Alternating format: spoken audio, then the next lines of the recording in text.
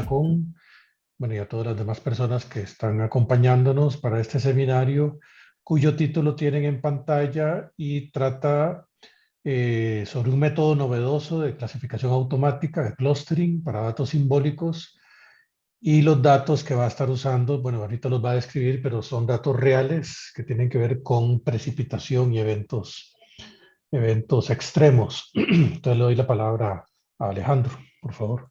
Perfecto. Bueno, muchas gracias. Entonces déjenme aquí para ponerlo en pantalla completa. Ujú.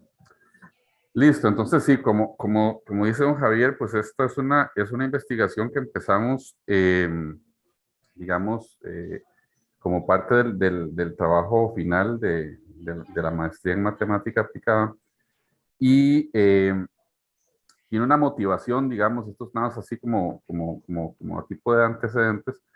Empezó, digamos, por una inquietud personal en la parte de la hidrología. Yo soy ingeniero civil y, digamos, ahí combinando lo que pues, habíamos visto en los cursos y demás, hay un detalle interesante y es que cuando uno diseña estructuras hidráulicas, digamos, como alcantarillas, puentes, y otras obras por ahí, uno tiene que tener en cuenta, entre otros factores, digamos, hay dos importantes, que es cuánta lluvia cae, ¿verdad? Cuánta lluvia, o sea, el volumen total de lluvia que está cayendo, y además cómo se distribuye esa lluvia, o sea, cómo se distribuye esa lluvia en el tiempo. Todos hemos visto la diferencia de esos aguaceros que son fuertísimos durante periodos de tiempo muy cortos, comparado con, digamos, lluvias tal vez menos intensas que duran más tiempo.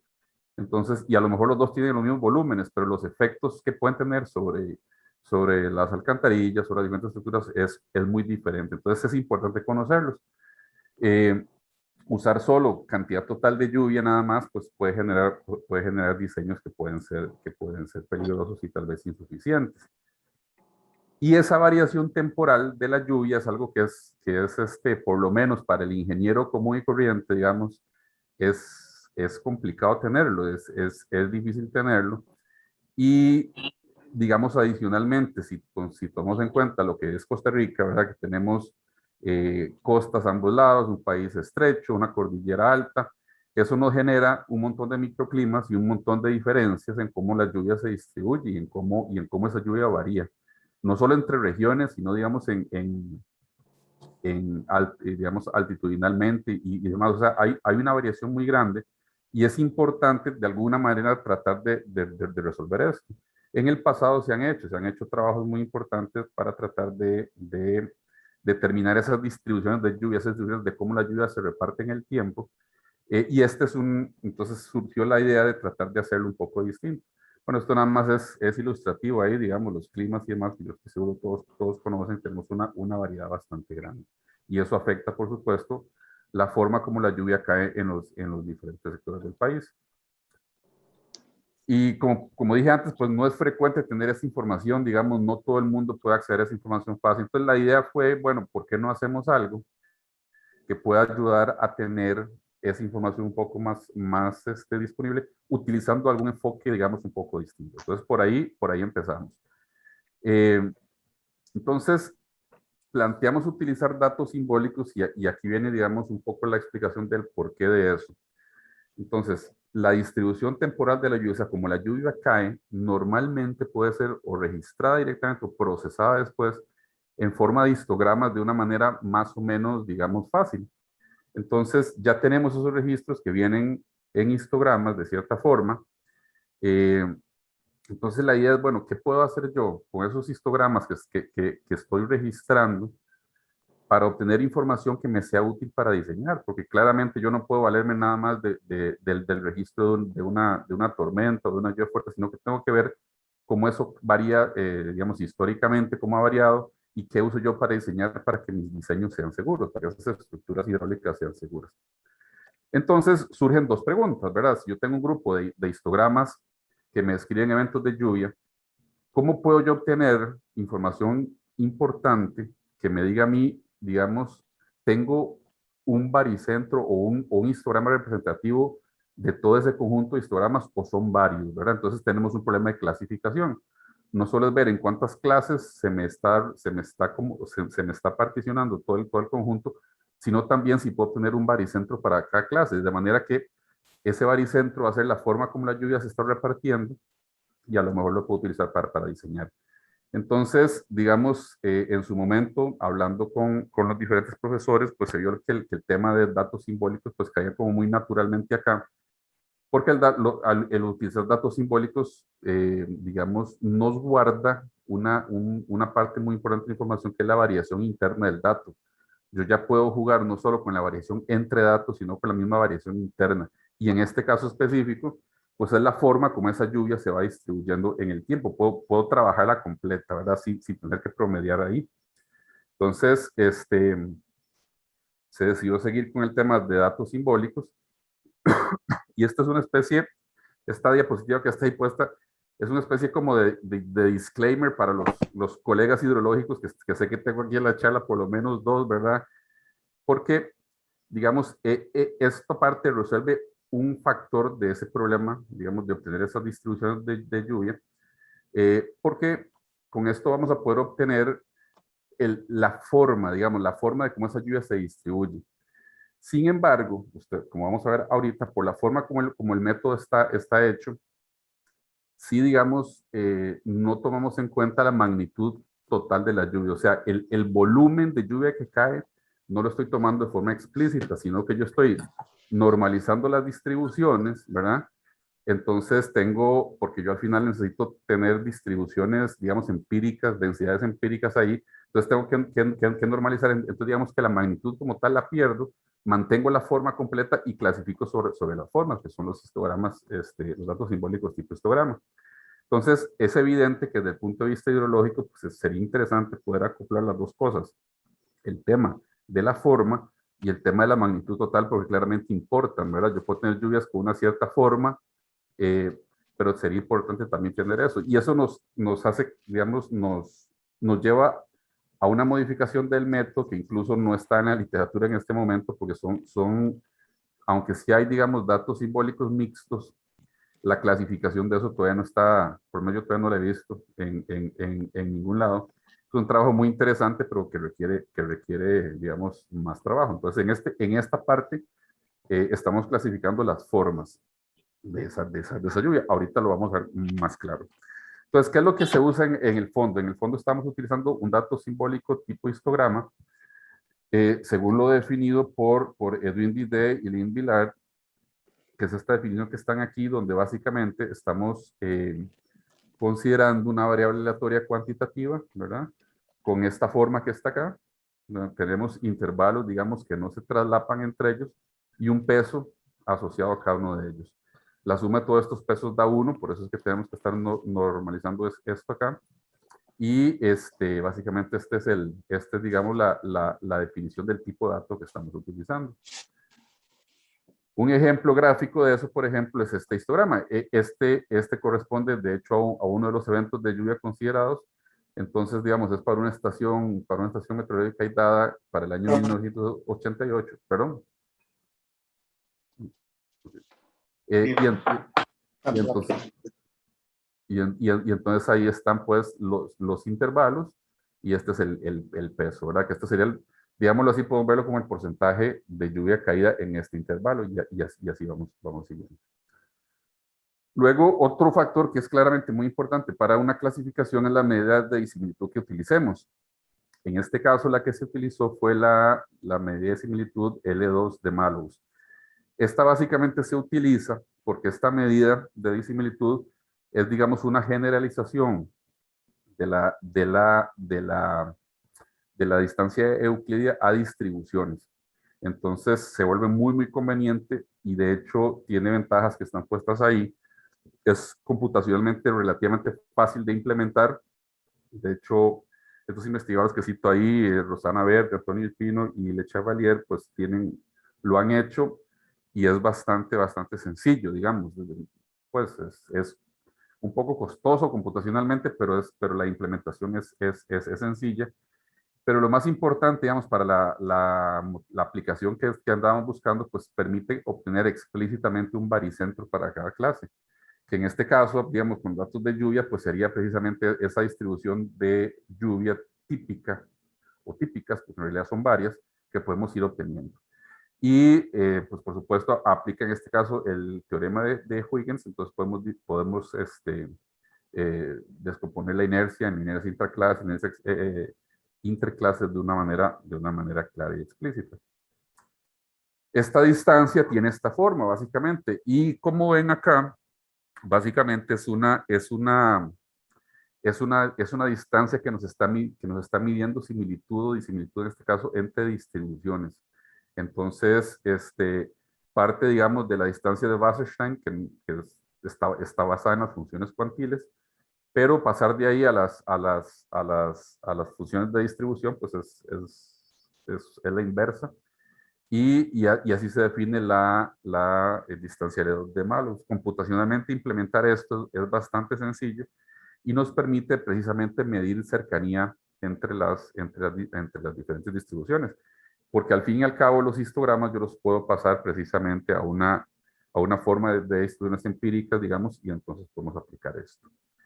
El teorema de Huygens, para los que no lo hayan visto, pues es esto, ¿verdad? Básicamente donde yo teniendo una partición dada, tengo mi conjunto de histogramas, tengo una partición dada ahí, donde cada uno pues se asigna a diferentes clases.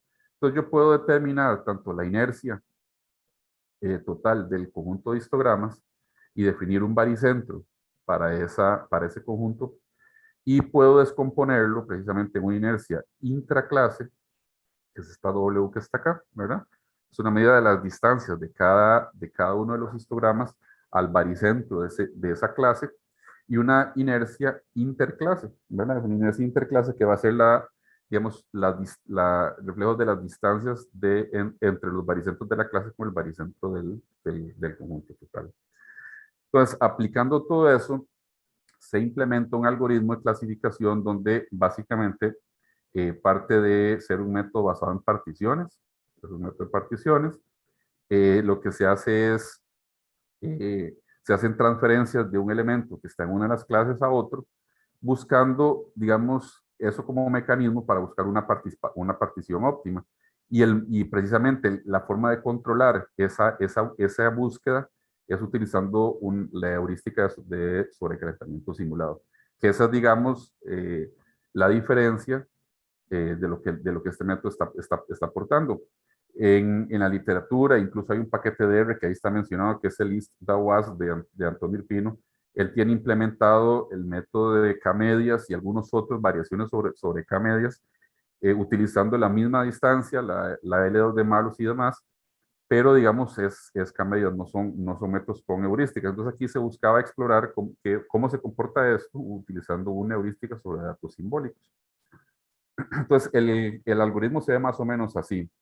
Partimos de un conjunto de histogramas omega que tenemos acá, y lo que buscamos es precisamente una partición donde yo tengo estos histogramas asignados a cada clases.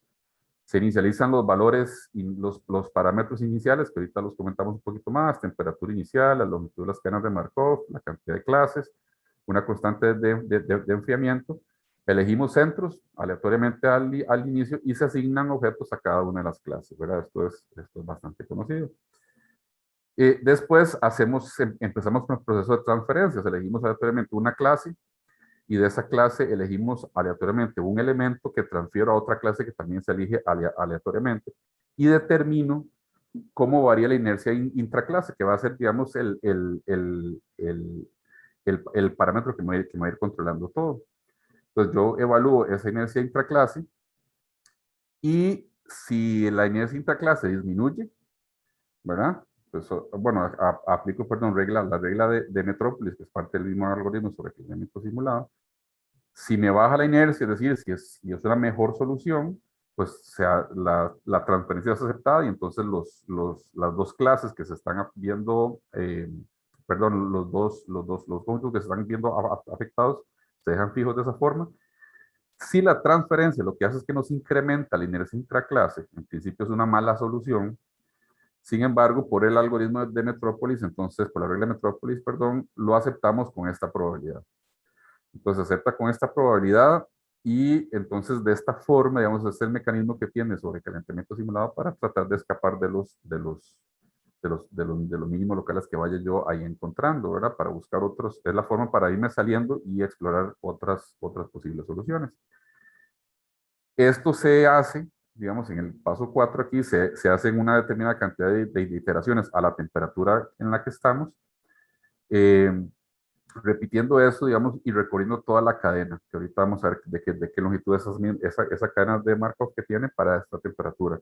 Luego voy enfriando, ¿verdad? Esto es sobre calentamiento simulado, digamos, más o menos clásico. Voy enfriando con esta regla de enfriamiento. Y después, pues repito pasos y 5 hasta que llego a la temperatura final que he definido previamente. Y entonces ahí, en principio, uno ha encontrado un óptimo interesante, que es lo que andaban buscando. Entonces, de todos los parámetros que estaban ahí, digamos, uno de los que se vio que era más importante determinar con cuidado era la temperatura inicial. Por lo menos digamos, en los experimentos iniciales fue el que fue más importante en cuanto a su efecto sobre el desempeño del algoritmo. Entonces, para esto se siguió el procedimiento de Ben-Ameur, donde básicamente se generan aleatoriamente soluciones estrictamente positivas, es decir, soluciones malas en el sentido de que me van a aumentar la inercia intraclase, y esto lo hago para cada una de las clases que quiero estudiar. En este caso, nosotros trabajamos con clases de 2 a 5 por una razón, digamos, de practicidad en cuanto a la aplicación para ingeniería de esto, ¿verdad? Pero pueden ser más, no tiene que ser hasta 5. Entonces yo determino esas soluciones y determino también, entonces voy calculando con la fórmula que Benamor propone, precisamente, digamos, cuál es la temperatura a la cual yo tengo una tasa de aceptación de estas soluciones malas de al menos 95%. Esto, por supuesto, es al inicio y estas son, digamos, corridas en blanco, ¿verdad? Donde yo voy aplicando esto precisamente para garantizarme que a temperaturas altas hay una gran movilidad en cuanto a la búsqueda en el espacio de soluciones factibles. Este, Esto desemboca en cosas como esto. Por ejemplo, estos son las iteraciones que se hicieron precisamente para determinar temperaturas iniciales para la estación de meteorológica San Rafael de Tapantí, para el número de clases desde 2 hasta 5. Entonces uno ve ahí, digamos, cómo cuando el experimento va transcurriendo, cómo la temperatura al inicio, esa temperatura inicial tiene una cierta oscilación y después ya, digamos, se estabiliza en cierto valor. Entonces eso se repitió para todos los datos, y así se fueron obteniendo las diferentes temperaturas iniciales, que no son la misma ni para un mismo conjunto, para las diferentes clases, son distintas, y entre los diferentes conjuntos también son diferentes. Y sí mostró, digamos, una diferencia importante en cuanto al desempeño. Yo no podía usar, como decir, la temperatura aquí de 400.000, por ejemplo, para San Rafael de Tapantí, pretender utilizarlo para otra estación meteorológica y que el resultado fuera igual de bueno. Digamos, eso se probó y sí es mejor seguirlo en esta forma. Eh, entonces, básicamente, digamos, para lo que son los parámetros, el que varía realmente en cada conjunto de la temperatura inicial, ¿verdad? Según lo que ya vimos. El esquema de enfriamiento es el mismo para todas, y la longitud de las cadenas de Markov, o sea, las iteraciones a la misma temperatura, varían según este esquema. Básicamente lo que estamos diciendo es, al inicio, cuando tengo temperaturas muy altas, tengo cadenas un poco más cortas, reconociendo, digamos, que la misma temperatura alta me va a facilitar aceptar soluciones, digamos, positivas. Eh, Mientras que cuando se va enfriando, la movilidad es un poquito menos, entonces se toman cadenas de Markov más largas para explorar mejor ese espacio.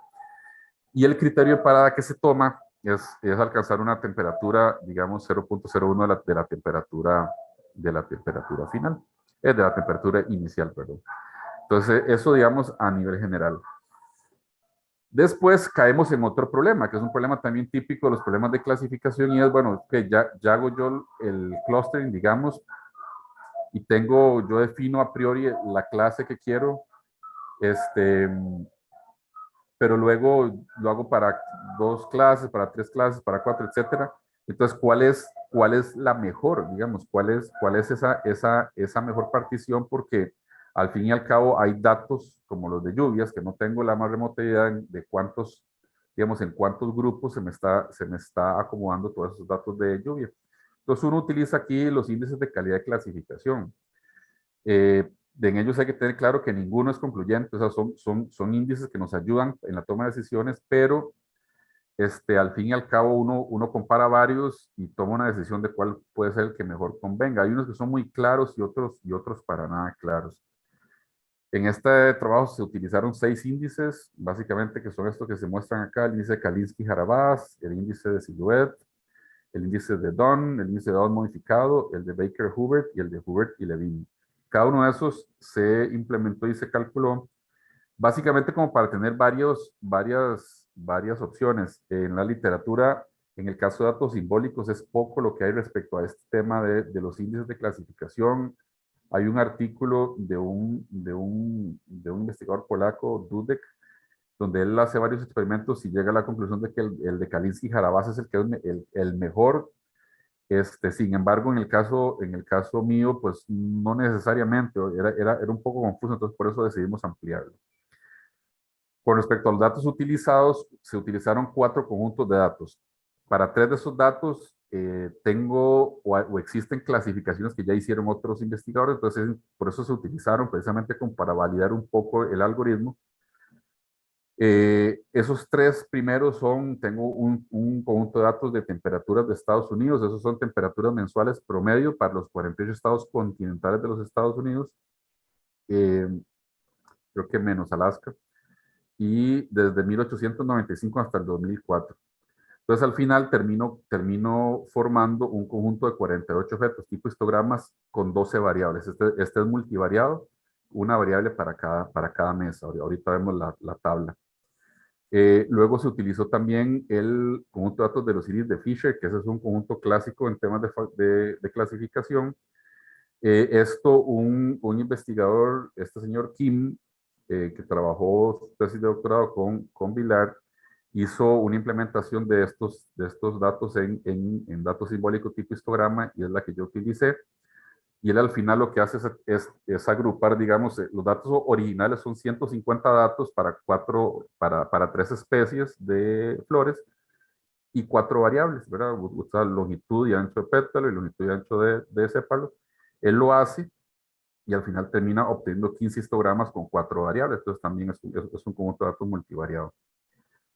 Luego hay una tabla de control que se utilizó también, es una tabla más pequeña, digamos, es de registro de ingresos económicos, digamos, para una población en 12 condados en los Estados Unidos, y dividida según género, si es género masculino o femenino.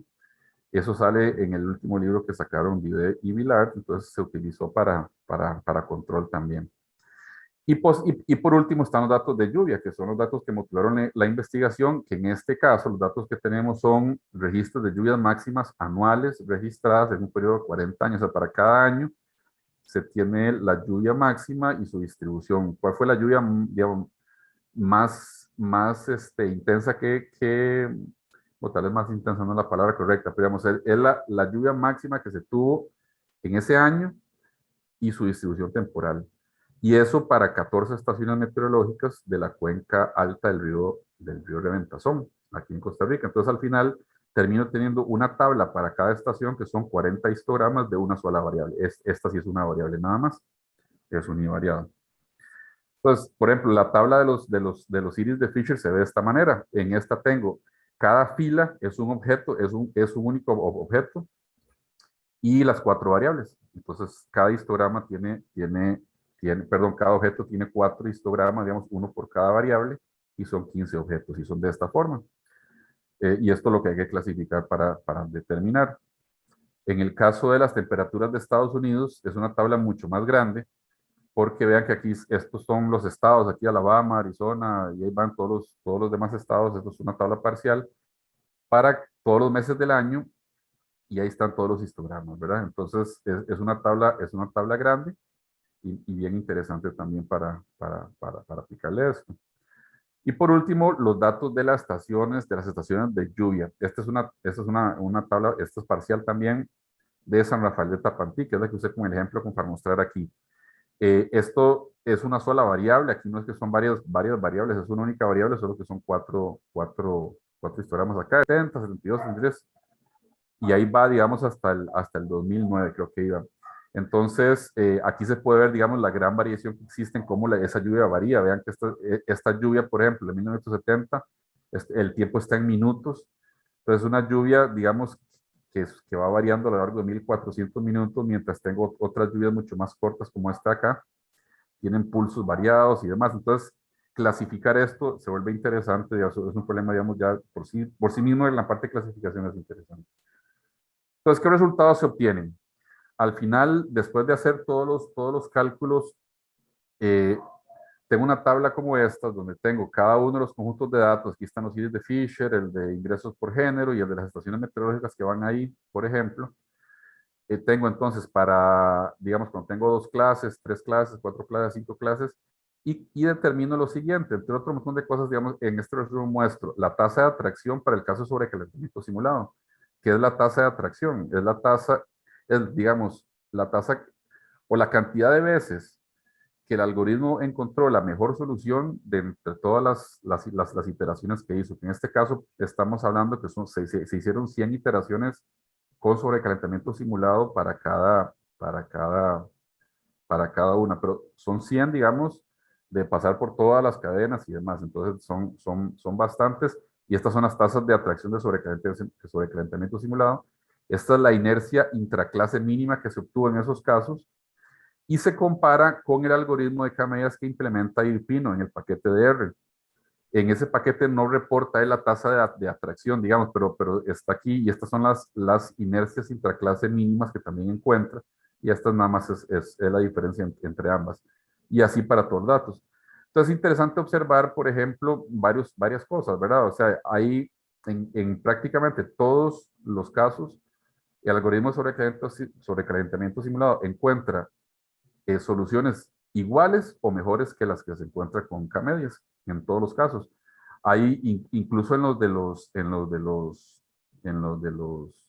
datos de lluvia, digamos, que son un poquito más, tomaban mucho más tiempo calcular esto que estas dos tablas de aquí, que son más pequeñitas, pero, digamos, se encuentran soluciones buenas. Sí, las tasas de atracción, digamos, esto es dramática la caída en la tasa de atracción en el caso de los datos de lluvia. Bueno, aquí también, en el de género también. Para 2 o 3 clases, digamos, casi en todos los casos siempre encuentra la tasa de atracción es casi de un 100%, pero vean cómo cae para cuando tengo cinco clases, por ejemplo, ¿verdad? Y aún así, en esos casos, vea que se encuentran soluciones bastante mejores. Hay algunos puntos de datos, por ejemplo, la estación meteorológica de San Antonio Durán es un caso interesante porque es un conjunto de datos que es difícil para clasificar, es bastante difícil. Los datos están como muy mezclados, los histogramas, digamos, no es fácil separarlos. Eh, K-medias, digamos, a pesar de que se les puso a correr como 1500 veces en cada una, siempre se quedó pegado en los mismos valores, y vea que son considerablemente más altos que lo que encontró sobre calentamiento simulado, ¿verdad?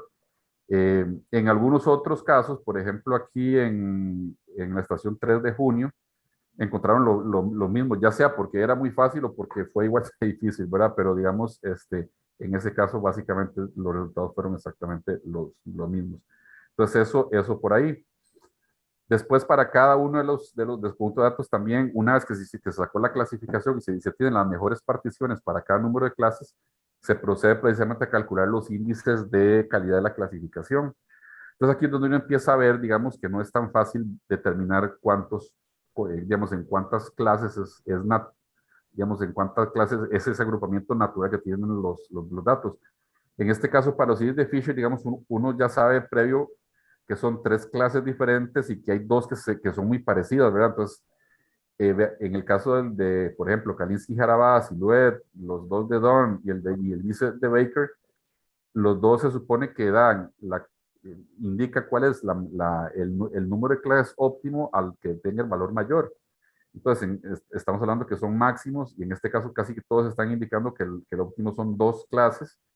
Eh, Ninguno identifica 3, básicamente, ¿verdad? Quedan como segundo mejor, pero no identifica 3.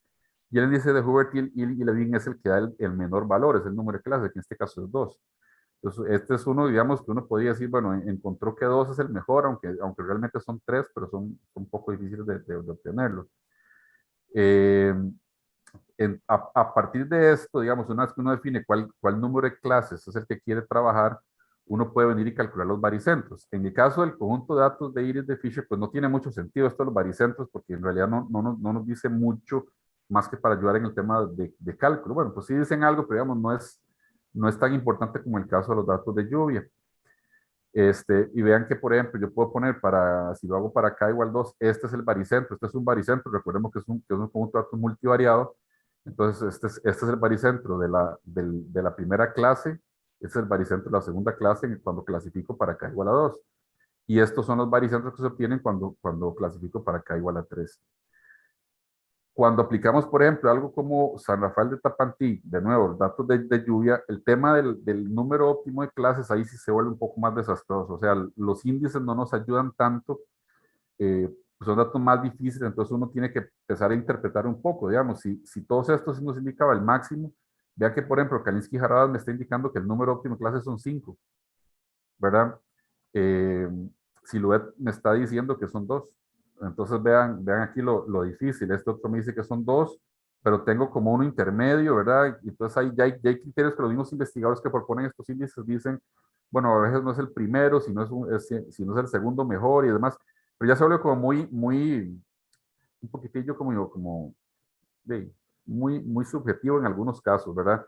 Y al final, uno tiene que tener presente para qué quiere usar esto. En el caso de los datos de lluvia, interesaba originalmente obtener una distribución de lluvia que yo pudiera utilizar para diseño. Entonces, a nivel de diseño, tener, por ejemplo, 7 clases, 8 clases, entonces caigo después en otro problema de diseño que va a ser, bueno, ¿y cómo traduzco eso en un diseño? Se puede ver bien complicado. Entonces, es un problema aparte, pero digamos, siempre tiene que tener uno presente cuando selecciona los números de clases. Y se obtienen resultados como este. Por ejemplo, si San Rafael de Tapantí, yo digo que son dos clases, lo que predomina ahí, estos serían los histogramas característicos, serían los baricentros para la clase 1 y la clase 2. O sea, son 2 tipos de lluvias diferentes, digamos, si parto que son en 2. Y vean que una es una lluvia de muy larga duración, de intensidades ahí más o menos, y otro son de corta duración. Pero si yo decido hacerlo en 3 clases, entonces obtengo, digamos, una de corta duración, una larga duración, una intermedia con distribuciones que van variando. Y así sucesivamente. Yo puedo ponerlo en 4 o puedo ponerlo en 5 y ya se vuelve, desde un punto de vista ya de diseño práctico, esto ya se vuelve un poco absurdo tal vez. Entonces, pero eso es parte de lo que entra cuando se trabaja en este tipo de problemas. Por ejemplo, estos son los resultados sacados para las temperaturas de Estados Unidos. De la mejor forma, tal vez aquí mostrarlo es en un mapa. Los índices de calidad indicaban que la clasificación óptima andaba entre 4 y 5 clases. Si yo agrupo en 4 clases, entonces tengo, digamos, 4 grupos de estados según sus temperaturas promedio mensuales. Y digamos que tiene sentido. O sea, tengo un grupo aquí de estados con este verde oscuro, que sí son de temperaturas más frías y uno, digamos, que sí lo conoce que son más frías. Después un segundo por ahí y después por los más cálidos que están aquí abajo, Texas, Florida y todos estos que están acá, ¿verdad? Si lo hago en 5 clases, pues cambia un poco y aparece una clase intermedia en cuanto a temperaturas también. Entonces, por ahí vamos. Eso es lo que tenía preparado, digamos, es un avance del trabajo que por un tiempo se dejó ahí, ya estamos terminándolo y por ahí donde vamos. Entonces, no sé si alguno tiene algún comentario o pregunta. Muchas gracias. Sí, bueno, Mario ha puesto un par de comentarios sobre la temperatura inicial. Él sugiere usar el estándar de Tn más 1 igual un factor alfa de Tn. Pero vos usaste otra Javier, propuesta. Sí. es que Alejandro está poniendo alfa a la n más 1, no sé cómo lo está. Yo imagino que lo calcula como lo puse yo, el cambio de temperatura. Sí, es lo mismo. Sí, correcto. Sí, porque este para esquemas de enfriamiento nada más, pero sí, también. Y luego, para la temperatura inicial, que es lo otro que es lo clásico, que yo siempre le cuento, yo he deducido una pequeña fórmula que se basaba en hago una corrida de algoritmo para una temperatura aleatoria y eso da una temperatura, pero y esa temperatura me da un porcentaje. Entonces digo yo, ¿cuál es como una regla de 3, ¿verdad? No es así, pero ahí tengo en la tesis mía de maestría, venía la formulilla para esa, no sé si revisaron esa, que es parecido, ¿verdad? Porque lo que yo, y lo interesante es que la versión que nosotros hacemos, preciso en esa vez, fue que con un intento que usted haga, ya tiene casi la temperatura. Nosotros lo hacíamos 2 veces para que lo diéramos exacto. Haces una corrida. Sí. No, no lo hicimos, lo hicimos que está mostrando aquí Alejandro. Sí. Sin embargo, sí, en algún momento comentamos que, porque este algoritmo de este carajo, Benamor, sí es computacionalmente costoso. O sea, esas iteraciones que hay que hacer para sacar la temperatura, esto de acá, las muestras, esto dura, cada una de estas cosas duraba como, no sé, como 40 minutos corriendo. No, pero ¿cuánto dura el algoritmo total? Otra pregunta. No lo tengo por aquí, Mario, pero digamos... ¿Lo tienes ahí? Sí, pero nosotros lo que hacemos es muy largo, sí es largo, o sea, sí. Yo le digo, digamos, que para, por ejemplo, para cada una de estos grafiquitos que está acá, tardaba una media hora corriendo, por ahí. Sí, lo que te digo yo es que nosotros, para la idea era simplemente, la idea era muy sencilla, por ahí está, donde vos quieres una tasa de aceptación. Entonces eso va a tener una cierta temperatura para esa tasa de aceptación. Entonces vos lo corres con cualquier temperatura, la cosa te ocurra realmente, en teoría, ¿verdad? Obviamente tiene que ser alta, ¿verdad? Eso te da una tasa de aceptación. Entonces, haciendo un calculillo ahí, se obtiene cuál es la temperatura que uno tiene que poner en un solo tiro. Yo recuerdo que al final no, lo hacíamos 2 veces para asegurar, pero sí servía y era básicamente una corrida del algoritmo de o una parte de una corrida. Yo pienso... Yo pienso que habría como que escribir un pequeño reporte técnico, Mario, tal vez de en qué consiste exactamente, cómo se usa esa propuesta y tal vez... Está ahí en la... Sí, está en la tesis, pero escribirse un reporte técnico. Porque está... Sí, y hacer, qué sé yo, con clustering, con MDS, con regresión, o el TSP, ¿verdad? Es decir, usarlo en unos cuantos contextos como para que quede para un usuario potencial de Simulated Annealing, como para que le quede más claro cómo es que se usaría ese cálculo de temperatura inicial.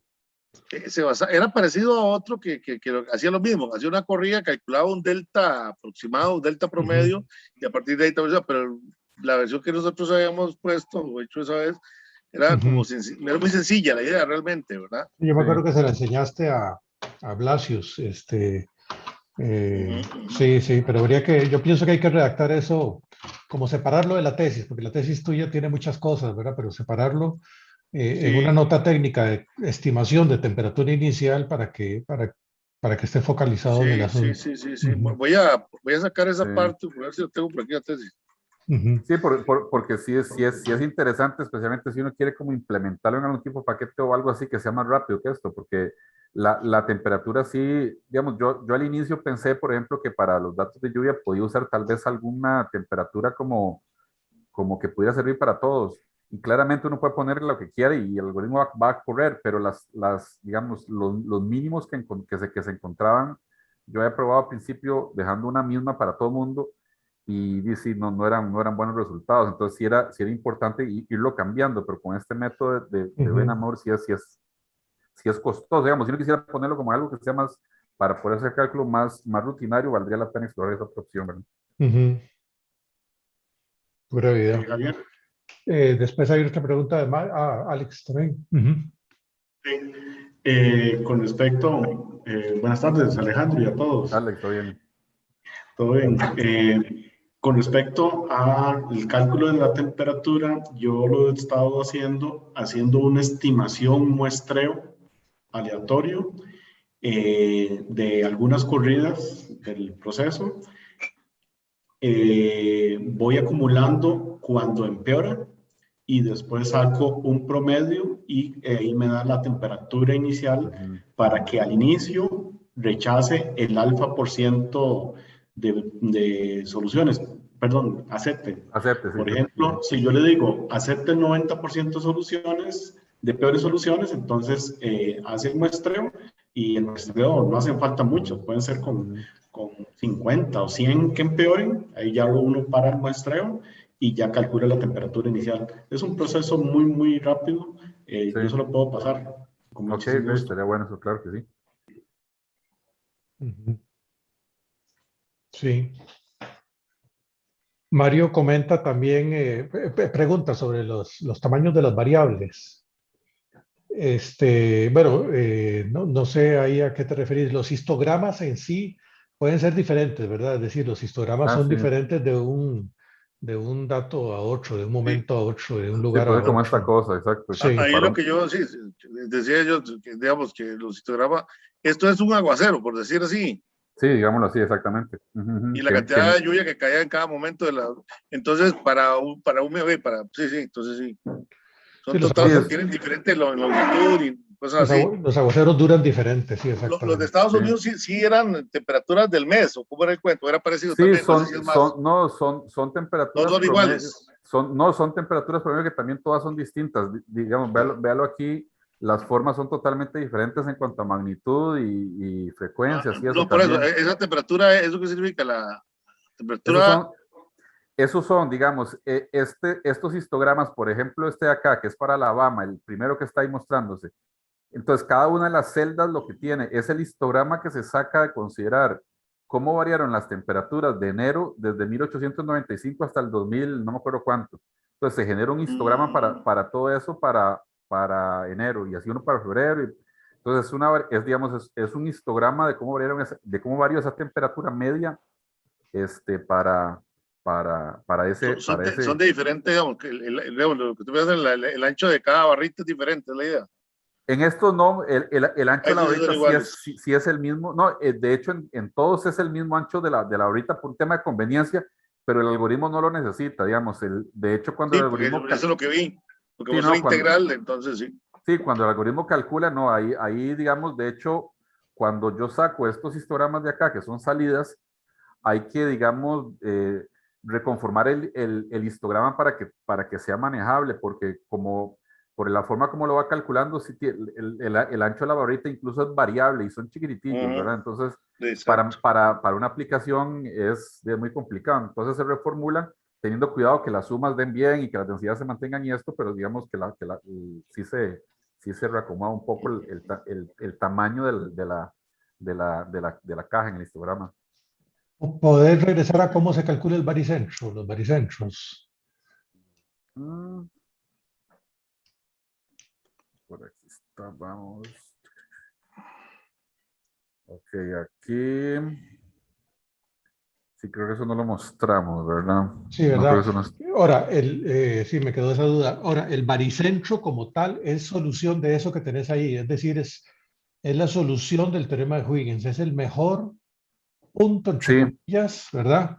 El correcto, así punto es, así óptimo es. que se minimiza el W. Ok. Así es, Ujú, exactamente. ok, Esa es la idea, exactamente. ujú, Sí, aquí faltó decir que también, digamos, para cuando hacemos la transferencia, que eso no lo puse por acá, ujú, y cuando hacemos las transferencias, yo estoy obligado a calcular este delta W, ¿verdad? Que es ujú, cómo cambia la inercia intraclase. Entonces ahí tengo varias formas de hacerla. Una, la forma directa, digamos, tal vez la más que uno sería, digamos, la más ingenua en el sentido que entonces calculo inercias, todas las inercias, la total ya la tengo calculada, pues esa es la misma siempre. Pero ujú. entonces calculo todas las inercias de nuevo y entonces calculo la diferencia. Y eso computacionalmente es costoso.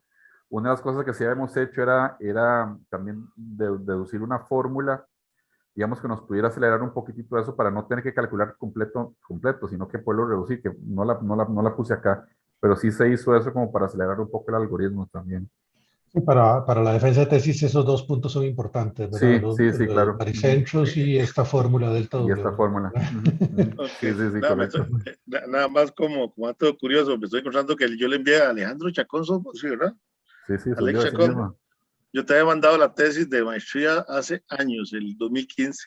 Imagínese. Y un correo me encontré.